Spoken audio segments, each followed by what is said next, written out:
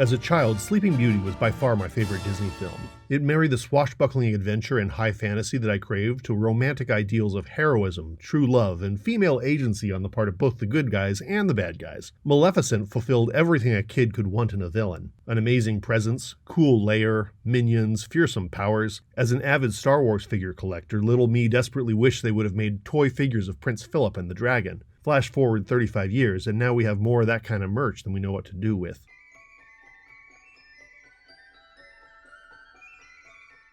What I didn't recognize as a kid, though, was how thorough the artistic vision in this film was. Early Disney had a lot of great design. Gustav Tungren, Iris Wong, Mary Blair, of course, but Sleeping Beauty brought perhaps the most pure translation of one artist's vision into a film. That artist was Eyvind Earle, whose square trees defined the backgrounds and whose illustrated manuscript style defined the character design. Disney did a TV special once called 4 Artists Paint One Tree to showcase the stylistic diversity among their artists. Each man does a different painting of an old tree in his own style. Eyvind Earle seems to be on a completely different planet from the other 3 guys. I am not going to paint the whole tree. In fact, you might call it a portrait of a tree trunk. The art design in Sleeping Beauty is almost too pure, and it drove the animators crazy. They frequently, during the slow production of the film, complained directly to Walt that they weren't able to do their jobs with the stylistic restrictions imposed upon them. But Walt backed Earle, and the final result is striking. Never since has Disney done such a daring job with its art design. The images are largely flat, as if peeled out of an illuminated manuscript or a stained glass window. At Disneyland in 1957, a couple years before the film opened, a Sleeping Beauty walkthrough attraction was added to the theme park's castle with flat, forced perspective dioramas telling the story. Although the artists creating the exhibit hadn't actually yet seen the film, I can't imagine a better way to build anticipation for a movie for over 2 years. From 1977 to 2001, these dioramas were replaced with 3-dimensional ones, which I grew up with, but which never quite felt right. As my dad said, they kind of look like a collection of Barbie dolls. Thankfully, they restored the original Eyvind Earle-inspired flats with some modern flourishes in 2008. Sleeping Beauty without Eyvind Earle is just another princess film.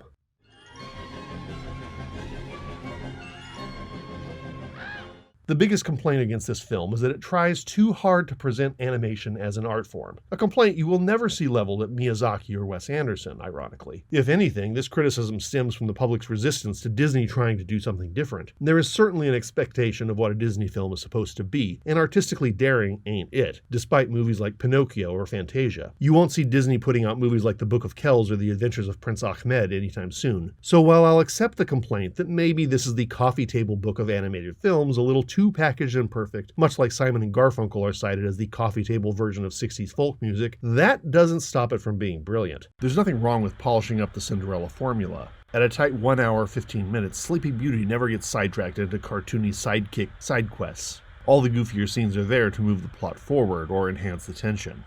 I can't get sick of watching this movie, and I certainly will never get sick of Simon and Garfunkel. Anyhow, this criticism ignores the movie's interesting flourishes. The blessings of the 3 fairies at the beginning are triply abstract, and despite all of the cute forest animals, which could be in any Disney film, there are moments in Once Upon a Dream that recall a deleted fantasy dance sequence from Cinderella, or the 2 silhouette sequence in Make Mine Music.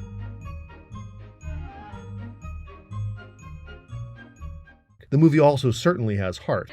I'd like to turn her into a fat old hop toad. You know our magic doesn't work that way. It can only do good, dear, to bring joy and happiness. Well, that would make me happy. Princess Aurora and Prince Philip are sweet and romantic figures, but the movie's real protagonists are unlike any seen until Up, a trio of geriatric fairies who look like anybody in your neighborhood. Flora, the leader, Fauna, the dotty one, and Merryweather, the pragmatist, are all adorably voiced and illustrated with love by Frank Thomas and Ollie Johnson, 2 animators whose work always exudes warmth. Surprisingly, the angularly beautiful Princess Aurora and the fearsomely severe Maleficent are both done by Mark Davis, best known for his good-humored gags in Disneyland rides like The Jungle Cruise, America Sings, and Pirates of the Caribbean.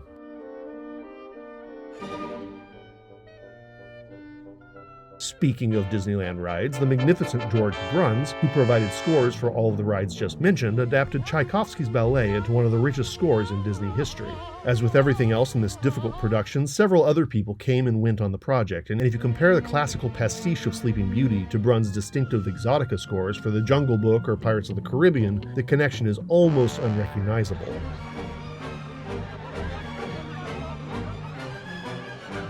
The movie's most enduring legacy is the castle, which has become the symbol of the Disney company, visible in the opening to Disney's television special since 1954, a full year before the park even opened, and featured since 1985 as the logo for the studio itself. The funny thing is that Disney didn't build a castle that actually looked anything like the one from the film until Euro Disney in 1982, and by then the Anaheim version had become iconic for the company. But it's also worth mentioning that the Anaheim castle has roots way back in Sleeping Beauty's history. The film proudly says in its credits that the story is based on Charles Perrault, and the music is based on Tchaikovsky. Perrault did not invent Sleeping Beauty. The original story dates back to at least the 1300s, and her undercover name, Briar Rose, is actually from a German version of the story. But Perrault wrote the best-known version of the story, and he was inspired by the Chateau d'Ussé in the Loire Valley. And although most stories about Anaheim's castle recount its inspiration as Neuschwanstein in Bavaria, there are obvious touches of Ussé in its architecture, but just not in the movie. This was Disney's third fairy tale princess film, following Snow White and Cinderella, and the last before a 30-year princess hiatus until The Little Mermaid. Snow White's castle, not her stepmother's, is so ethereal you might think she'd actually died from the apple and the prince was somehow carrying her up to heaven. Cinderella's likewise has an airy quality to it, thanks to the modernist stylings of Mary Blair. This dreamy design returned in King Triton's palace in The Little Mermaid, but Sleeping Beauty's castle, or rather her parents', is like Maleficent's mountain hideaway, built out of rough-hewn rocks and seems like a real architectural possibility. An improbability, but a possibility. Much closer to the Beast Castle or Tangle's Corona Castle. Tall, ungainly structures that look great on film and improbably feel solid and present in the movie's world.